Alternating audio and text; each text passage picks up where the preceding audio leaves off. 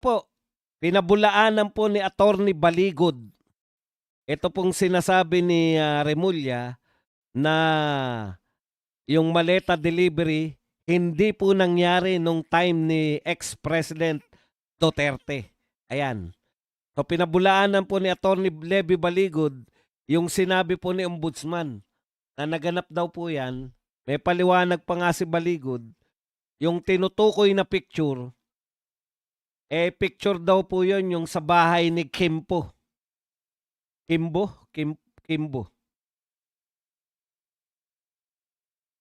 Yan po ay may nakapagbulong lang daw rito kay Ombudsman Remulla. Kaya niya nasabi yun. Pero ang katotohanan po, may petsa po yun, yung picture na yun ng maleta at hindi po yun panahon ni Tatay Digong. So, para po mapatunayan natin yan, Senator Lacson, isa lang mo na yung 18 Marines na yan. Itanong nyo yan lahat sa kanila. Kung sila ba ay nagsasabi ng totoo dyan sa, baka nga naman mahuli ninyo na nagsisinungaling tong 18 Marines na to, di ba? O, baka mapatunayan nyo na panahon pa ni Tatay Digong lahat yan. Di absuelto na amo nyo.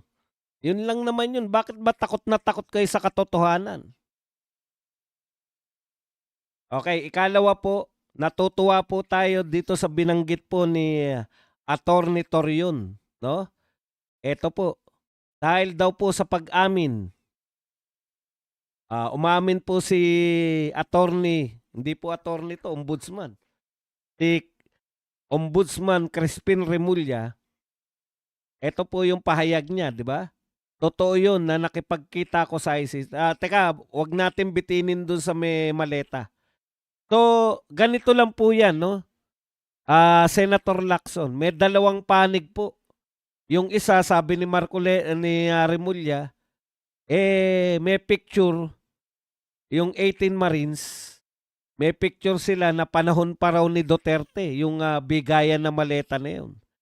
Sabi naman ng mga kampo ng 18 ex-Marines o 18 ex-soldiers, panahon lahat yan ni BBM. Yan, delivery na yan. Kaya Senator Lacson, para hindi po nakanganga yung mga tao kung sino yung nagsasabi ng totoo, imbestigahan mo na kasi, imbitahin mo na yung mga yan. Kung gusto mo, lagi namang umaatin sa'yo si Ombudsman. Ha? Imbitahin mo pati si Remulla para magkaalaman, magkaharapan. Si Remulla walang takot yan eh. Humaharap po yan. Oh, imbitahin mo yung 18 ex-Marines, siguro naman, napakahusay na abogado ng ombudsman. Di ka namang magiging ombudsman kung hindi ka mahusay. Oh.